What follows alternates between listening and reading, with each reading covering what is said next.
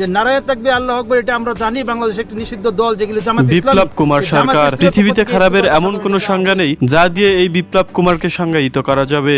বাংলাদেশে নারায়ে তাকবীর আল্লাহু আকবার স্লোগান দিলেই একসময় এই নাস্তিক বিপ্লব কুমার সরকার বলতো এরা স্বাধীনতা বিরোধী এবং বাংলাদেশের নিষিদ্ধ সংগঠন।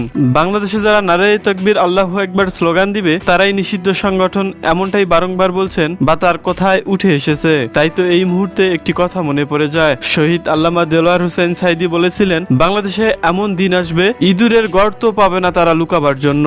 আর এমনটাই হয়েছে। বোরকা পরে মেসেজে বাংলাদেশ থেকে পালিয়ে যেতে হয়েছে তাকে। সম্প্রতি রংপুর বিভাগের লালমনিরহাট পাটগ্রামের দহগ্রাম সীমান্ত দিয়ে অবৈধভাবে ভারতে পালিয়েছেন ঢাকা মেট্রোপলিটন পুলিশের ডিএমপি সাবেক যুগ্ম কমিশনার বিপ্লব কুমার সরকার। 1.5 লাখ টাকার বিনিময়ে সোমবার 9 সেপ্টেম্বর রাতে লালমনিরহাট পাটগ্রামের দহগ্রাম সীমান্ত দিয়ে ভারতে প্রবেশ করেন আলোচিত এই পুলিশ কর্মকর্তা।